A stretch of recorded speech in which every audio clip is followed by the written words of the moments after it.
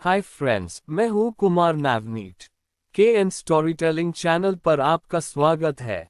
अभी तक आपने चैनल को सब्सक्राइब नहीं किया तो चैनल को सब्सक्राइब कर लीजिए। आज के कहानी का शीर्षक है ऑस्ट्रेलिया की नीली लहरों में प्यार।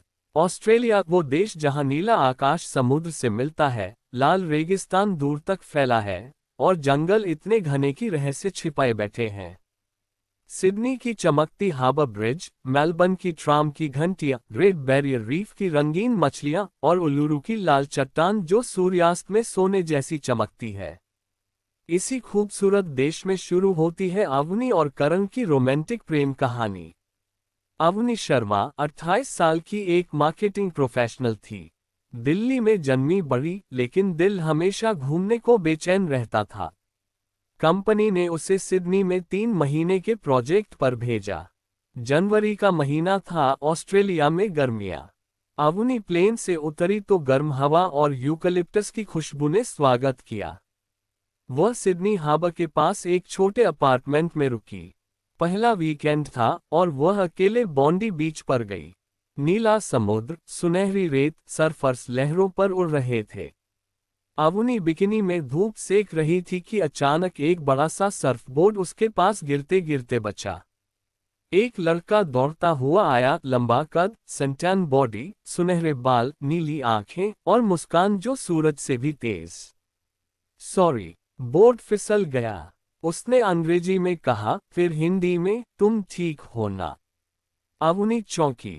हिंदी? आप भारतीय? करण मेहता। पापा पंजाबी, माँ ऑस्ट्रेलियन। मैं गोल्ड कोस्ट में बड़ा हुआ, लेकिन सिडनी में सर्फ इंस्ट्रक्टर हूँ। दोनों हंस पड़े। करण ने अवनी को अपना बोर्ड दिखाया और पूछा, सर्फिंग ट्राई करोगी? अवनी डर गई, लेकिन करण की मुस्कान देखकर हाँ कह दिया। करण ने उसे बोर्ड पर लिटाया, हाथ पकड़े और पहली लहर पर खड़ा किया। अवनी गिर गई, लेकिन करण ने पानी में ही पकड़ लिया। दोनों हंसते रहे। शाम तक वे बीच पर बैठे बातें करते रहे। करण ने अवनी को फिश एंड चिप्स खिलाया। सूर्यास्त में समुद्र लाल हो गया। करण ने कहा, कल मेरे साथ ब्लू माउंटेन्स चलोगी? वहां से सिडनी सबसे खूबसूरत दिखता है। अवनी राजी हो गई। अगली सुबह करण अपनी पुरानी जीप लेकर आया। वे ब्लू माउंटेन्स नेशनल पार्क गए। यूकलिप्टस के जंगल से नीली धुंध उठ रही थी, इसलिए नाम blue mountains. Three sisters rock formation के पास पहुंचे। करण ने अवनी का हाथ थामा। ये 3 बहनें हैं जिन्हें पत्थर बना दिया गया था। अवनी बोली, मुझे डर लग रहा है कहीं हम भी पत्थर न बन जाएं। करण ने गले लगाया, नहीं बनेंगे क्योंकि हमारा प्यार जिंदा है। वे वेंटवर्थ फॉल्स तक ट्रैकिंग करने गए।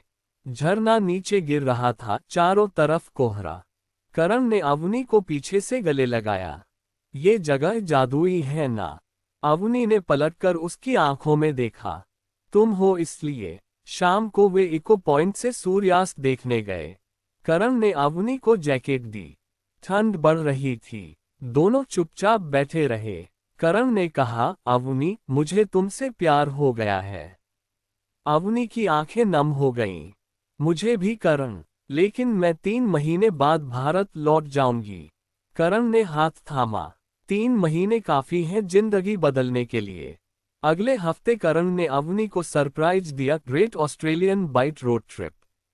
वे कार से सिडनी से मेलबर्न की ओर निकले।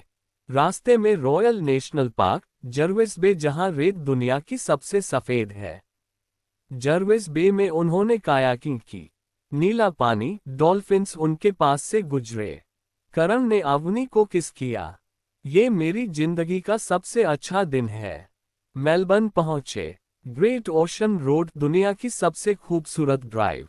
12 अपोस्टल्स, समुद्र में खड़े विशाल चट्टानें। सूर्यास्त में वे सोने जैसे चमक रहे थे। करण ने अवनी को गले लगाया। ये अपोस्टल्स हमारी तरह हैं, अलग अलग लेकिन एक साथ। फिर वे ग्रेट बैरियर रीफ गए। केर्न्स से बोट पर, पानी के नीचे स्नॉर्कलिंग, रंग बिरंगी मछलियां, कोरल, कछुए। करण और अवनी हाथ में हाथ डाले पानी के नीचे तैर रहे थे। करण ने अवनी को इशारे से आई लव यू कहा। अवनी ने जवाब में किस किया। एक शाम हॉट रीफ पर दिल के आकार का कोरल रीफ। हेलीकॉप्टर से ऊपर देखा। करण ने अवनी को गले लगाया। ये दिल हमारा है। लेकिन अवनी का प्रोजेक्ट खत्म होने वाला था। आखिरी हफ्ता। करण ने सरप्राइज प्लान किया। उल्लुरु, रेड सेंटर, प्लेन से अय्यज रॉक, लाल रेगिस्तान, बीच में विशाल उल्लुरु चट्टान। सूर्योदय में वो बैंगनी, फिर लाल, फिर सोने जैसी हो गई। वे किंग्स कैन्यन तक ट्रैकिंग गए। ऊपर से रेगिस्तान का नजारा। करण ने अवनी के सामने घुटने टेके। जेब से रिंग निकाली ऑस्ट्रेलियन ओपल की।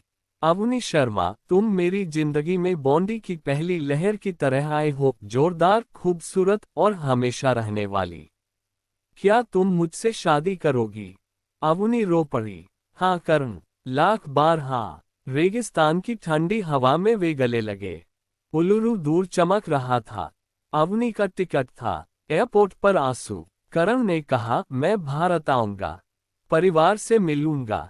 हमारा प्यार ऑस्ट्रेलियन आउटबैक जितना मजबूत है। 2 महीने बाद करण दिल्ली आया। अवनी के मम्मी पापा से मिला। पहले थोड़ी हिचक, ऑस्ट्रेलिया में रहेगा, हमारी बेटी वहां कैसे? लेकिन करण ने सबको जीत लिया।